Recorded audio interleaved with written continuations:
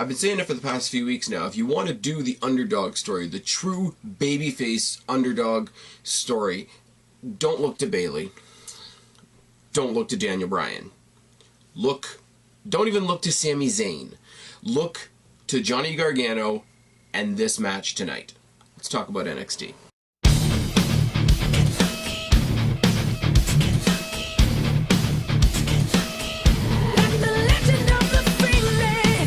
What's going on, everybody? It's your buddy, it's your pal Spaz Phoenix, the YWC Reality Check, here with your February 21st, 2018 NXT review, and the time has come. Andrade, CIEN, ALMAS versus Johnny Gargano, title versus career. But house cleaning always comes first. I will see any of you in the GTA that are going to NXT Mississauga at the Hershey Center tomorrow night. I will see you there. Come wave, da-da-da-da-da, don't buy me a beer, but I don't drink beer, bring me a Smirnoff, it's all good, but, you know, buy me a hot dog, some nachos, that would be good as well. Looks like it's going to be a good show from the little bit that I have seen. Also, up in the annotation up there, you can go and you can add some stuff to the Q&A. If you feel like it, you can tune in on Friday, hear myself, Christian, and Guapo preview the Elimination Chamber, take place in the pay-per-view pick'em. There will be bonus questions, so you actually have to come listen to the video. Sorry, guys. Check out my off-the-cuff series. Check out my 205 Live reviews. The tournament is ongoing for the new Cruiserweight Champion on 205 Live. It's a lot of fun. We've got the final bracketology and all that, as we discussed last night. Also, go back 2 videos. If you want something not wrestling related, check out myself and Kristen reviewing the Black Panther movie that came out this past weekend. I enjoyed it. I enjoyed it a whole hell of a lot. That's why the review is an hour and a half long. No, I don't expect you guys to listen to the whole damn thing. But if you do, good for you, and I really appreciate it. Don't really know what else to say. I could start getting repetitive. I could say once again, go up to the annotation. Please stick your questions up in the Q&A. The Q&A will be taking place probably, and don't hold me to this because you guys know how I am at keeping up my word on things, probably the Monday before WrestleMania. So after we've suffered through the 3-hour bullshit go-home Raw to WrestleMania, you can flip over. Buddy, your pal, Spaz Phoenix, got the Q&A. He's going to bring you back up after Raw brings you down. Now let's talk about NXT. NXT was a one-match show tonight, and I'm sorry, Raw tried to have a one-match show on Monday, and this was better. I mean, all due respect and hats off to Seth Rollins, who I'm sure we're going to talk about in the pay-per-view pick'em. Monumental performance on his part, wrestling for pretty much an hour and 5 minutes straight. But the rest of that show was just... There's a reason I don't review Raw.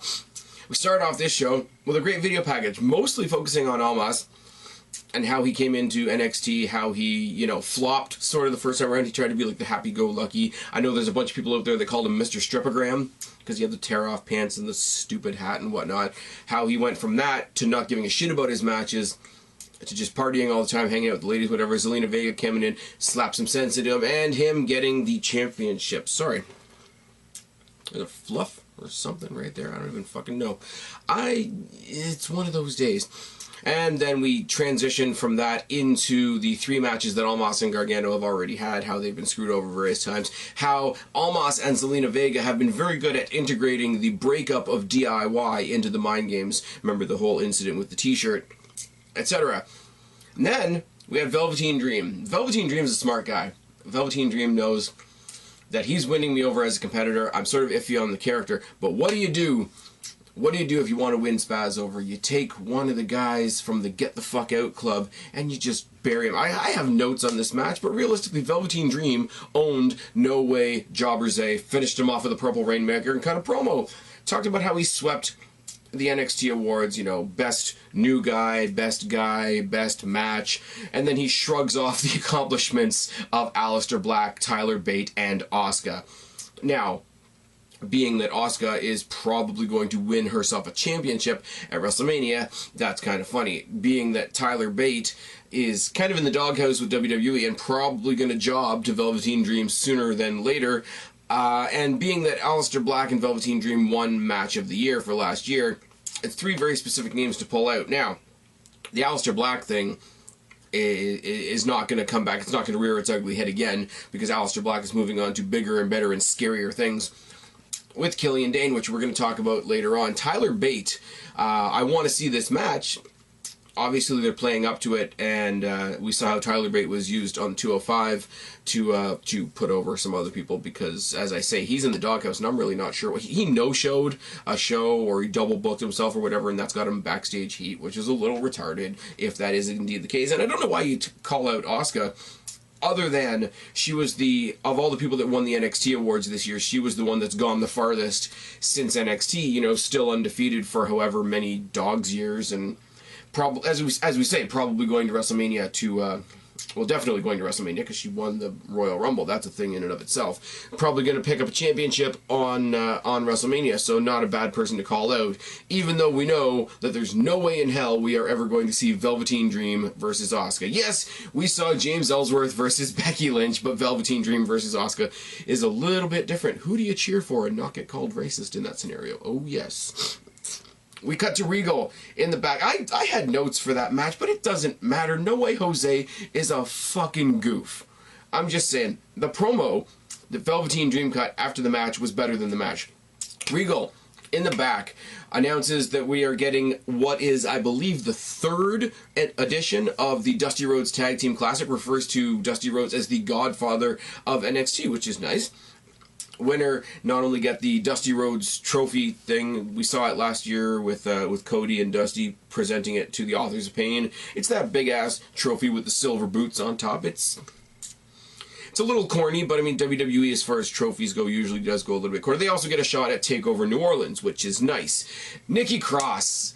Haven't seen Nikki Cross in a while. Got my dose of Nikki Cross, which makes me happy. She takes on Vanessa Bourne. Series of forearms by Cross is starting a mudhole stomp. Backpack sleeper by Cross and a cradle slam by Bourne. Now, I like this, because 9 times out of 10 you see the backpack sleeper, it's countered into a backpack stunner, isn't it? It didn't happen in this case. Cradle slam by Bourne. Bourne is impressive, but not to the point where I want to see her going over on my girl Nikki Cross. Snap vertical suplex with a roll through by Bourne was really nice. Running crossbody by Cross, which I want to call the Nikki Cross body, but I don't think they're doing that. Rolling forearms, corner splash by Cross, and corner splash by Cross, and then a top rope splash. Splashes are in the way I've got that written there. I shit you not. Corner splash by Cross, top rope splash. So she went in at her, then she came down on her, and that sounds dirty, and we're not going things in that direction. But that swinging cradle neckbreaker that she has finally has a name. There we go. Nikki Cross wins with the Purge, which is not only fitting, fits her, fits the whole Sanity aura, and is the name of a pretty damn good movie series that I'm a really big fan of. And being that Kristen and I are going to start doing movie reviews again, might review The Purge. The Purge is fucking great. Purge and Saw are the 2 movie series that people just sort of look at me like, what the fuck is wrong with you? Oh yes, Jigsaw is my boy. Anyways, we replay the face-off between Killian Dane and Aleister Black from last week. We imply, because there's no date actually given, that these two are on a collision course, and Killian Dane is going to be Aleister Black's roadblock or speed bump or whatever you want to call it towards the NXT Championship, which is good. And then we see a tweet letting us know that TM61 are throwing their hats in the ring for the Dusty Classic. Yay. TM, nobody gives a fuck. Oh yes.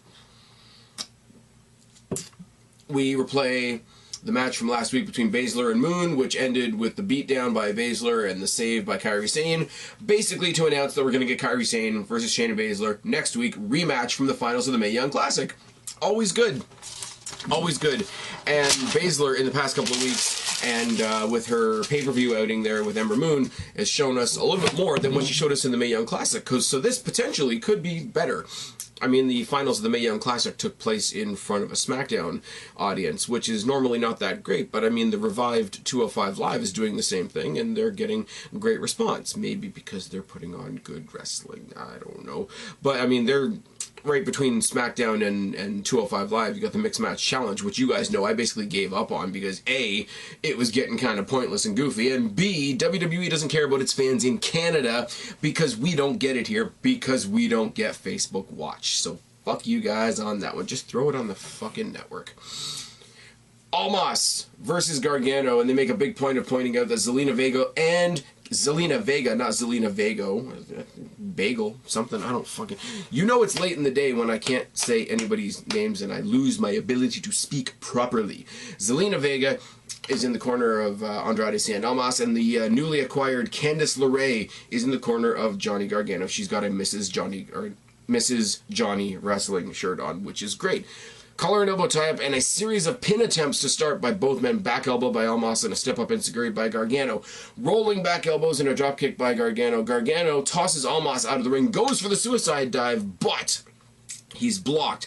Zelina Vega, once again playing the human shield. Vega blocks the suicide dive, but she eats a suicide dive from Candice LeRae. Fucking wonderful. Running cannonball off the apron by Gargano as Zelina Vega and Candice LeRae brawl up the ramp and to the backstage area.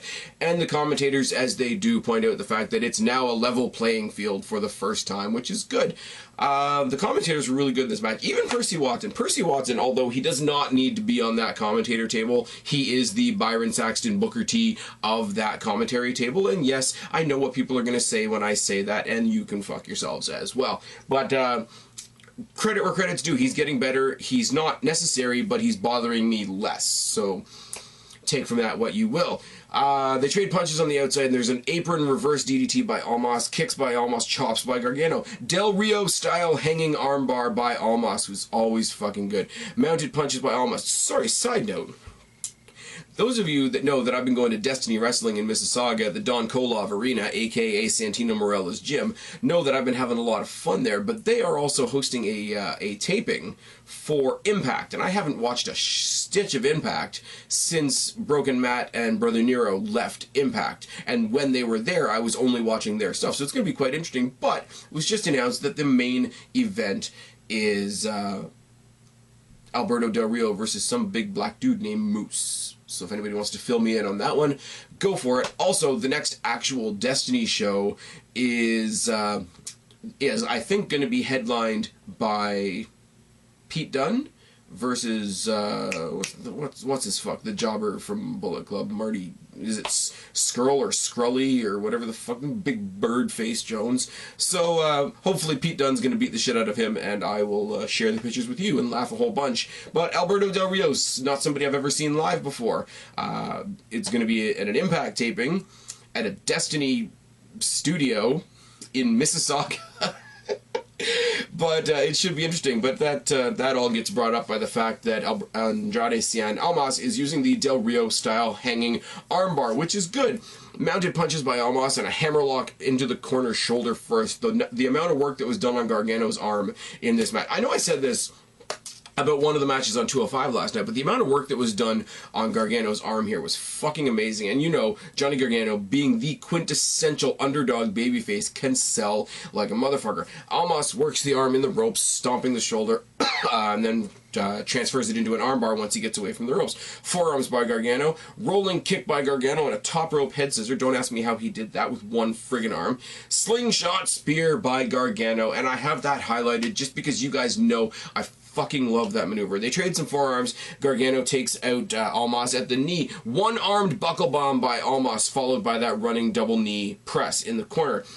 I like it because it's sort of reminiscent of the Bronco Buster, but much more effective because you get two kneecaps to the chest. Slingshot spear a second time is countered into an armbar by Almas, working the arm some more, and not only does it do that, but it makes Gargano look a bit foolish for going for the same move twice. Gargano escape by Almas makes me laugh, I'm not gonna lie. And an arm drag in the corner by Almas. Gargano, here's where things get good. Gargano tosses Almas from the top turnbuckle to the floor, hits him with a suicide tornado DDT, puts him back in the ring for a slingshot DDT. Hey, Mr. Almas, how's your fucking skull? They trade some punches, forearms by Gargano, chops by Almas. Almas knocks out the ref, and it kind of looked like a botched spot because, you know, the referee knew that he was about to get to that point in the match where he was supposed to get knocked down, so he basically, like, got up and walked into it, which was kind of funny. Gargano locks in the Gargano escape, no ref. We get the insurgence, once again, of Tommaso Ciampa with his trusty crutch, gives Gargano a beatdown with the crutch, leaving Gargano open for Almas's hammerlock DDT. Almas gets the win, and the crowd just sort of deflates. The crowd deflates as it sinks in, you know, the other half of this match, not only did Johnny Gargano not get the title again, which would be fine because, you know, you fail, and eventually you succeed. That's the underdog, that's the babyface story. But he just lost his job at NXT, which is really sad, storyline-wise. Now, he gets a standing ovation. Candice LeRae joins him in the ring. And I think it's almost a bitch move when the announcer, you know, announces Almas as your winner and still, you know, hashtag and still, as some people say. And he celebrates and he's waving on the rampway and he leaves. But then you get that true moment with Johnny Gargano, Candice LeRae in the ring, receiving the adulation from the crowd, you know, thank you, Johnny wrestling, no, and all this sort of thing. And then the announcer comes back, he's like, per the stipulation, Johnny Gargano must now leave NXT. And if I was Johnny Gargano, I know he's babyface, but if I was Johnny Gargano, I would just friggin' forearm to the announcer just for that, because that's not necessary, is it? And as we go off the air, Ciampa emerges from the crowd once again, waving his crutch, waving goodbye to Johnny Wrestling. Now, I have to be that guy. Okay? Johnny Gargano is the perfect babyface. Johnny Gargano is what Daniel Bryan wishes he could be. I've said that quite a bit.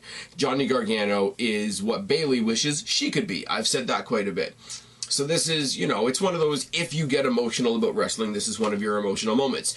But, and this is the thing that kills it all for me. As much as we want to say that NXT is a brand, as much as we want to say that NXT is its own thing, it's completely separate from WWE, that way we can say that NXT is better than WWE. NXT is developmental. So a putting your career on the line match, it holds a lot less weight, and it's almost funny because you lose the career versus title match, and it doesn't mean you're gone. We cannot bring ourselves, we cannot suspend our disbelief enough, even in that moment, to think, oh my god, Johnny Gargano's gone. We think, oh shit, Johnny Gargano's about to show up on Raw. Oh shit, Johnny Gargano's about to show up on SmackDown. Oh shit, Johnny Gargano's going to go to 205 Live and take on whoever wins at WrestleMania. This is an entirely sad story, but an entirely a situation that in reality is entirely lacking in sadness. Now, does that mean that the story wasn't played out fantastically? Absolutely not. Gargano, you know, just that one more shot, We saw that last year with Ziggler and The Miz, and Ziggler pulled it off perfectly. Ziggler went on to actually win the championship, but there's two separate stories going on here in this one. Is A, you got Johnny Gargano, who tried as much as he could to shed the memory of this tag team partner that broke up with him, that turned it back on him, that assaulted him, that cost him a couple months of his career, and he's trying his damnedest because he knows he can beat Almas. He knows he can be the champion. He knows the people are behind him. His wife's behind him. They all want him to be champion. He tried, he failed. He tried, he failed. He tried, he failed one more time. Not only did he try, not only did he fail, not only did he lose the chance to do it all again, it was because of that friend that he was trying so hard to leave in his past. Now that is 4 or 5 or 6 layers of tragedy that played out perfectly tonight. If you don't think about it logically, if you suspend your disbelief and want to have your heart broken by the story tonight, all the power to you. It worked on me. In the moment I'm watching the match, I knew what was going to happen. Some asshole online actually gave me the spoiler, which wasn't really that much of a spoiler if you look at the makeup of things. But I mean, you have to want to have your heart broken by this story for it to work, because it does work if you let it. Hats off to Almas for this match, because really the story at the end of the day is between Gargano and Ciampa. I mean, when they get to the main roster, the story is going to be between the two of them. The champion that just retained, the champion that is still a champion moving forward, is almost the afterthought at this point. It's like, what can I say? It's like my boy The Miz, WrestleMania 27, retains his title against John Cena. He leaves WrestleMania in the main event as the WWE champion, but everybody's talking about John Cena versus The Rock because that was the bigger story. Almas is in quite a similar position here, where he legitimately put on a fucking fantastic match. He has a lot of moves from Del Rio's repertoire, which kind of makes me smile a little bit. But he retained his championship, and I mean, there was cheating, but it wasn't cheating that he initiated, so he relatively won clean. I mean, yeah, he used Zelina Vega at the beginning of the match. Zelina Vega ate a suicide dive from Candice LeRae, but he didn't heal it up nearly as much as he could have. So he he retained once again against a very, very game Johnny Gargano, and he should get some spotlight from that, and I'm sure he will later on down the line. But as we all come up here and we all do what we do here, we're all talking about Ciampa and Gargano. We're talking about Gargano not being in NXT again anymore. We're talking about Gargano being on the main roster, Ciampa eventually going and catching up with him. That's what we're talking about, and it is fantastic if you make that decision to put the logic on the shelf for the night. And I hope you all do. I hope you all did. I tried to. I knew I was going to have to come up and talk to you guys about it, so you have to look at that other side. But I really did try to. I hope you guys did. I hope you guys enjoyed it as much as I did, because I was looking forward to this match for a while. And those of you that know what I used to think about ALMAS will kind of be surprised when I say that. But this is a good. If you don't go with Gargano and Ciampa, which is what we're going to get, which we're going to get on the main roster, this is a nice consolation prize for Johnny Gargano's way to leave NXT. It's all good. And, moving forward, we've got Almas versus Aleister Black, I'm assuming, which is all good. Anyways, I've rambled on about that last bit for a while, because it's really the only thing of note on the show. We got the Dusty Classic. I think we already kind of knew that. TM61 have joined it. Yay. Velveteen Dream did a good job disposing of No Way Jose for me. That was nice. Nikki Cross got to come out and kick some ass, which is always nice. Looking ahead to next week, that's it for this week. Looking ahead to next week on 205 Live, the brackets continue with Cedric Alexander versus TJP and Roderick Strong versus Kalisto. As I said last night, those are two pretty predictable matches, but I expect they're going to be good. And next week on NXT, we've got Kairi Sane versus Shayna Baszler. Not bad, all things considered. I will be up here on Friday with the guys talking about Elimination Chamber, and after that, those of you that want to participate will participate. Till then, I've been Spaz, your YWC Reality Check. Subscribe up there, talk down there, start a conversation, keep all these conversations going. Don't be a stranger. I will talk to each and every last one of you later, but for right now, I am tagging out. Bye, guys.